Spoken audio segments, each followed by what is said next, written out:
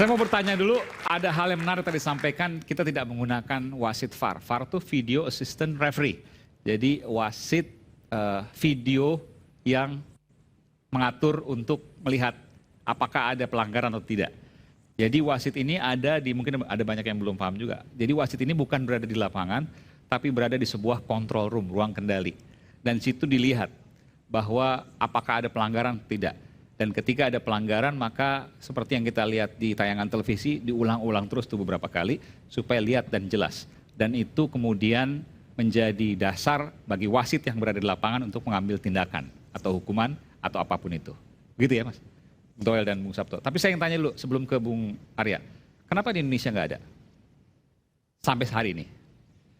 Bakal ada sih. Bakal ada. Rencananya di Championship Series itu mulai diterapkan. Kan kemarin Pak Erick Thohir juga bilang harusnya di putaran kedua sudah mulai diterapkan gitu. Karena memang kalau kita tonton di TV memang banyak sekali kejadian-kejadian yang luput dari pantauan lah, luput dari review yang kita lihat secara kasat mata. Ini seharusnya tidak seperti ini. Itu kan berlangsung dan terus berlangsung di liga kita gitu. Iya. Memang wajar. Atau jatuh pura-pura misalnya, atau misalnya ada sesuatu yang tadi katakan mungkin kong kali kong dan lain sebagainya kelihatan semua di situ. Tapi kan VAR juga nggak semua direview. Hanya ada 4 kejadian yang boleh direview oleh VAR, kartu merah, penalti, mistaken identity, dan lupa deh satu lagi apa gitu ya. Pokoknya di luar itu. Kartu kuning pun nggak boleh direview. Karena mereka nggak masuk dalam 4 kategori yang wajib direview oleh VAR. Dan yang memutuskan memang wasit yang ada di lapangan. Keputusan terakhir ada wasit di lapangan, tapi yang memberikan review atau anjuran untuk lu lihat deh, ini layak lo lihat sebagai kartu merah. Akhirnya dia wasit yang di dalam VAR itu yang memberikan review kepada wasit yang di lapangan untuk meninjau kejadian tersebut apakah layak untuk ditinjau ulang gitu. Tapi keputusan akhirnya jatuh di wasit yang ada di atas lapangan. Oke. Nah, masalah baru juga mungkin ketika VAR ada di kita, apakah semuanya punya pemahaman yang sama antara wasit di lapangan dan juga pengendali di VAR. Itu kan krusial. Apa gambar yang di feeding oleh yang ada di ruang VAR, apa aja yang dilihat oleh wasit di atas lapangan kan atas rekomendasi dan juga gambar yang di feeding.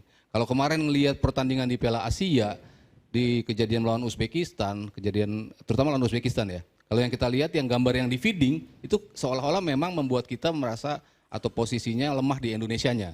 Padahal kalau bisa dilihat dari sudut-sudut lain mungkin wasit akan memberikan keputusan yang berbeda. Nah, ini kan tidak tertutup kemungkinan di Liga Indonesia pun seperti itu. Iya, iya. Apa yang ada di ruang VAR, apakah yang dia tontonkan kepada wasit yang ada di lapangan, apakah sesuai apa enggak, sehingga keputusannya betul-betul tepat gitu. Nah, itu yang saya rasa masih akan menjadi PR. VAR-nya sendiri memang sudah bagus, karena memang sudah layak. Di negara-negara lain sudah memakai VAR, kok kita belum? ASEAN yang sudah memakai VAR semuanya kecuali kita? Belum ada? Belum ada. Tapi ya memang kalau Thailand bukan sudah ada? Thailand saya lupa ya yang sudah ada tuh apa. Tapi yang menurut saya ya kita sudah wajib ketika negara lain ada, teknologinya ada, kenapa tidak kita pakai? Cuman ya harus SDM-nya betul-betul tahu untuk manfaatkan VAR itu. Kalau enggak pasti akan menjadi dispute terus. Kapan Bung Arya akan digunakan VAR? Ketika Pak Erick jadi ketum PSSI, beliau langsung mengatakan bahwa kita akan pakai VAR. Oke. Dan itu kan butuh proses. Pertama infrastruktur. Artinya semua stadion itu punya CCTV yang lengkap untuk itu, satu. Dengan kualitas yang paling baik. Baru sinyal internetnya harus bagus, karena pakai wifi juga. Itu yang infrastruktur dan yang lainnya, infrastruktur. Yang kedua, wasitnya bos. Itu perlu latihan. Kemarin terencana di pertengahan liga udah main. Karena udah siap nih infrastrukturnya. Wasit kita nggak siap. Baru Implora Day to Day Series, lengkapi harimu bareng Day to Day 2 Cake yang satu harga.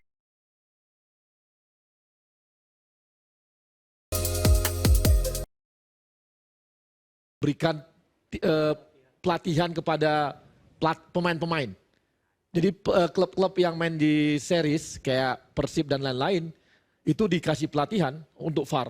Selama berapa seminggu ini udah dikasih pelatihan tuh. Karena bakal ada. Jadi habis ini nanti di Liga 1 akan. Oh, kapan itu kira-kira Iya proyeksinya? langsung. Ini kan champion udah langsung. Tahun ini juga ya? Ya tahun ini. Akan ada wasit VAR. Udah langsung VAR. Jadi itu udah masuk dalam. Jadi bukan karena kita jadi nggak usah kita terapkan nggak apa-apa. Karena infrastruktur harus disiapin. wasitnya harus siapin ini aja atau nggak bos? Wasitnya harus bisa bahasa Inggris loh. Karena pelatih kan harus dilatih semua tuh. Kan ambil dari naturalisasi nggak apa-apa wasit kan? Wasit kan enggak lah. Kan itu perlu juga dilatih. Jadi ada proses dan kita setahun prosesnya. Sekarang udah setahun udah siap kita proses. Nah tadi saya nggak ditanya ke saya sih tadi mengenai naturalisasi gitu ya. Oke. Saya ditanya sama kita yang ngerjainnya gitu. Kan lebih enak gitu. Ya kan. boleh silakan. Bukannya kita bilang ngaku-ngaku bahwa kita adalah yang ngerjain naturalisasi, bukan gitu Bang. Tadi kan Bung pertama Toel. katanya Bung Pak Nurdin yang pertama, Iya, 2010. gini. Diperbanyak di era sekarang kan Nah, gitu ya. ini saya beritahu. Oke. Kita itu Piala Dunia U17 setiap tahun. Nanti ada. Jadi kita butuh regenerasi 20 sampai 25 orang setiap tahun. Kualitas timnas dunia ya. Kemudian di U20 2 tahun sekali.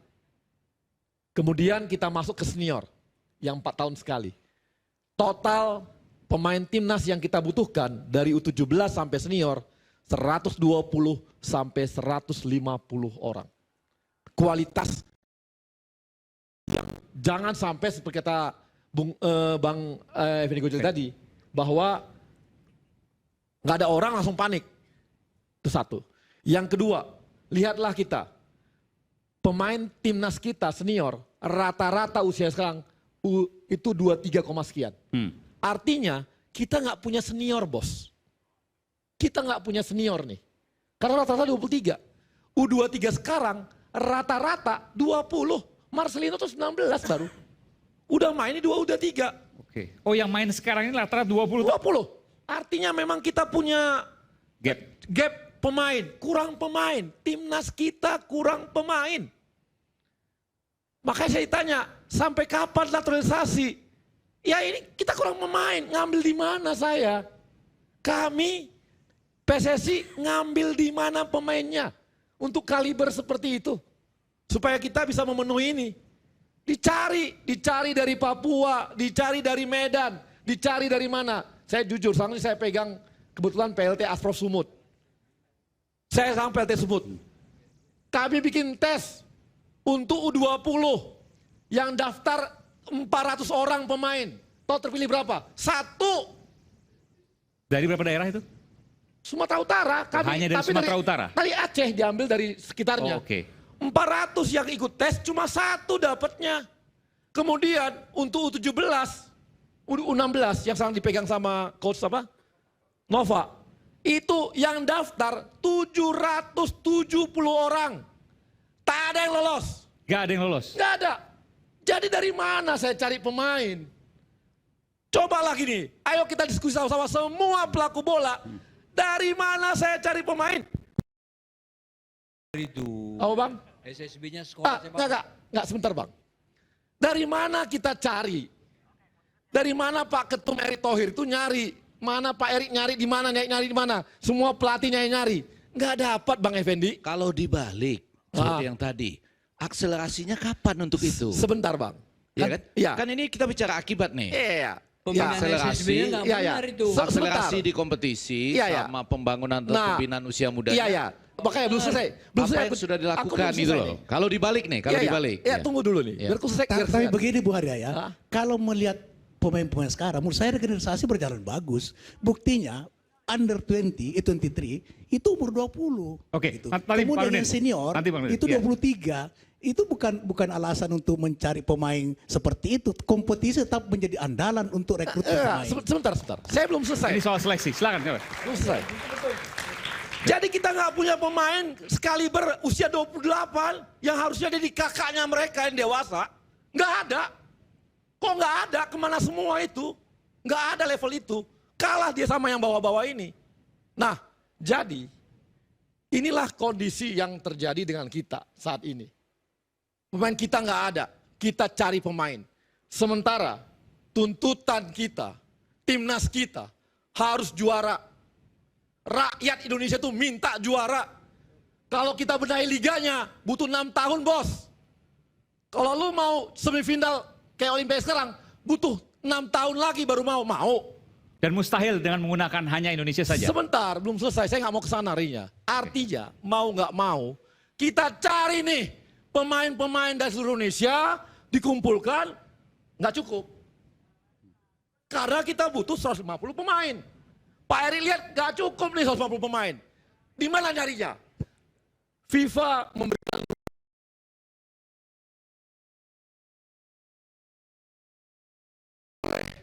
Anda jadikan pemain timnas Anda. Ya kita carilah para yang dulu pernah menjajah kita kan. Kembali kita balik. Dulu kita dijajah, kita balik jajah mereka. Kalau dulu dia cari rempah-rempah ke kita, sekarang kita cari manusia-manusianya. Kita ambilin tuh darah-darah Indonesia. Neneknya, kakeknya, dari pihak mananya kita ambil. Bahkan teman-teman, kami kemarin dapat dari Swiss. Dia mamanya Marga Damani di kampung kami Simalungun sana. Ini belum ke expose ya? Hah? Belum ke expose. Udah Oke. masuk sekarang dia. Boleh sebutin namanya? Namanya Cho Damani. Oke. Dia mamanya asli orang Simalungun. Anak kampung kami Sumatera Utara. Oke. Bapaknya Afro-Afrika.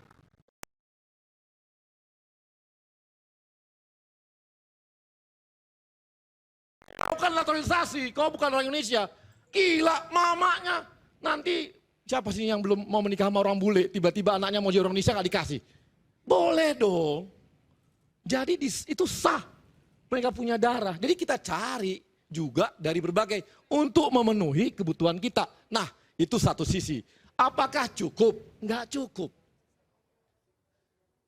Aku sepakat sama Bang Anjas Mara. Ini memang kenyataan yang terjadi sekarang. Saya kan karena nangani Sumatera Utara, jadi tahulah kondisi ya. Soal SSB nih? Iya SSB. Oke, sekolah bola. Bayangin, di mana-mana di dunia SSB itu U10 itu ditangani D. C itu sampai cuma 13. Di bawahnya lagi B. Di bawahnya lagi U15 17 itu adalah lisensi A harusnya. Indonesia Liga 3-nya B, Bos. Padahal itu harusnya U13, Bos. U15. Bukan di Liga 3. Inilah kenyataan yang sekarang kita alami. Kurang pelatih, kurang wasit. Di Indonesia ini semua gini. SSB kita itu semua pelatihnya sebagian besar, saya berani jamin 2/3 nggak sesuai sama lisensi kepelatihan. Bagaimana kita bisa menghasilkan pemain yang baik kalau pelatihnya pun tidak berlisensi yang benar juga. Nah, inilah yang sekarang kita benahi, Bang. Jadi grassroots-nya kita benahi, liganya kita perbaiki sistemnya, pakai VAR dan sebagainya ini, Bang. Kita mulai utak-atik misalnya U23 boleh harus main di usia berapa. Itu semua adalah bagian dari menciptakan pemain-pemain timnas. Inilah yang dibuat oleh Pak Erik untuk itu, Bos. Jadi tadi itu biar teman-teman tahu, kalau tanya sama saya, sampai kapan pemain naturalisasi? Kalau Indonesia kita bisa dapat semua sekaliber Marcelino, ya udah kita ambilin. Saya jawab. Lan, Pak Anjas. Jadi begini, sepak bola kita ini, pemain-pemain yang melatih usia dini ini levelnya rendah. Dia bermain di level yang rendah, bagaimana dia mau memberikan kepintaran itu terhadap adik-adiknya? Skillnya tak ada, ya kan? Main bola passing pun tak beres.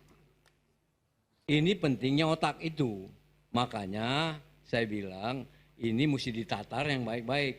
Panggil tuh pelatih dari Ajax, pelatih panggil dari Feyenoord, latih ini usia dini ini seluruh mantan-mantan pemain ini, kasih ilmu pengetahuan sepak bolanya. Main bola itu adalah menyerang. Gitu. Jadi mesti dia ini adik-adik kita ini minim SSB ini. Ya kan SSB ini minim. Jadi maksud saya pertandingan ini kita kembali nanti saya bahas ini lagi. Ini pertandingan junior yang kita pertandingan. Tapi tadi gimana? Saya fair juga nih. Yang mana? Kalau seandainya kita nggak ambil naturalisasi, ada banyak gap. Kalau masyarakat Indonesia, rakyat Indonesia ingin melihat kemenangan, saya menggunakan bahasa saya sendiri ya. Mungkin Bung Arya nggak menggunakan bahasa, tapi saya menggunakan. Kesimpulannya mustahil. Hil yang mustahil tanpa naturalisasi karena gapnya begitu besar. Pemain U23 hanya main mayoritas usianya 20 tahun. Karena Sin tidak mendapatkan pemain yang baik nih. Makanya larilah ke naturalisasi. Dia mendapatkan pemain yang passing pun nggak bisa. Itu problem memang. Problem. Jadi sedangkan dia dikejar sama PSSI. harus ada prestasi. Dia pilihlah naturalisasi ini. Makanya saya bilang naturalisasi ini bukan tidak baik. Baik, tetapi asal jangan asal-asal comot tadi, asal-asal ambil.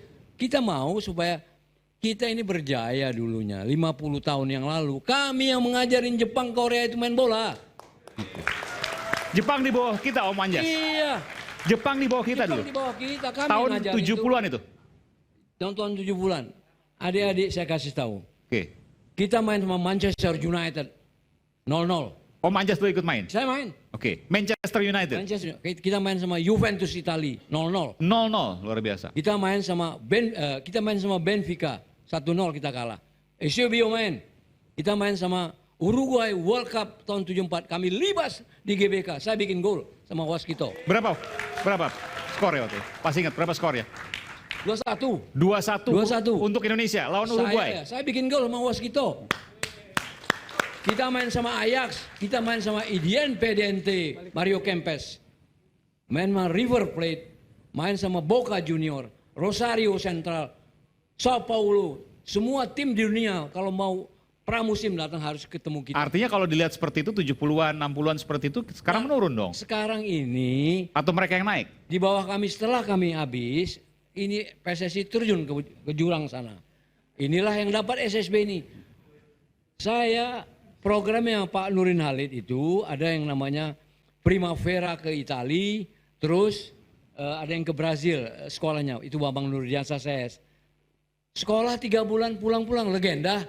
Dari mana legenda? Nendang bola nggak bisa legenda. Sekarang begitu nih sekarang, legenda. Contoh, Bambang Nurdiansa.